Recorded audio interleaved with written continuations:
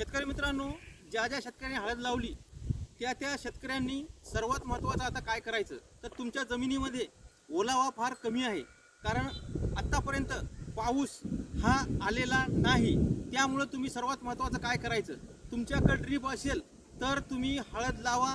तुमच्याकडे स्प्रिंकलर चांगल्या प्रकारे असेल पाण्याची व्यवस्था तर हळद लावा, नाहीतर हळद लावू नका. आणि तुम्हाला जर हळद लावायची असेल तर चांगल्या प्रकारे बेड परिपूर्ण, मी आतापर्यंत सांगत आलेलो आहो की परिपूर्ण बेड चांगल्या प्रकारे भिजू द्या. पूर्ण बेड भिजू द्या, नालीमध्ये पाणी साचू द्या. त्याच्यानंतर 2-3 वेळ पाणी दिल्यानंतर 2-2 दिवसाच्या फरकाने नंतर हळद लावा. म्हणजे जमिनीतलं उष्णता जी आहे परिपूर्ण निघून जाईल आणि तुमचा परिसर जो आहे त्याचं वातावरण थंड होईल, जेणेकरून आपण आपली हळद जी लागवड केली आहे ती हळद परिपूर्ण निघेल. पुन्हा निघाल्यानंतर तिचे पानं ज्याला डागा पडतात पिवळे पिवळे ते निघणार नाहीत. एकदम चांगली सशक्त हळद निघेल आणि आपल्याला चांगलं जे झाडाचा कोंब आहे तो एकदम चांगला आलेला दिसेल. तर अशा प्रकारे आपण इथं पाण्याचं व्यवस्थापन करायचं आहे. आणि जर पाण्याची व्यवस्था नसेल तर हळद सध्या लावू नका जोपर्यंत परिपूर्ण पाऊस पडत नाही. पूर्ण पाऊस पडल्याशिवाय हळद लावायची नाही. कारण वातावरणामध्ये जोपर्यंत बदल होत नाही तोपर्यंत, वातावरणात थंडावा निर्माण होत नाही तोपर्यंत हळद लावायची नाही.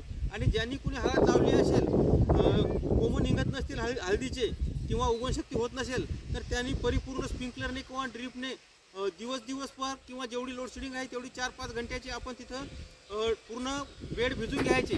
पूर्ण बेड भिजल्यानंतर जी नाली असते 2 बेडच्या मध्ये त्याने पण पाणी सोडून द्यायचं आरामात नळ्या लावून. कारण बेड त्याने सुद्धा चांगल्या प्रकारे भिजवा. जमिनीतला ओलावा जो आहे हा वाढवा.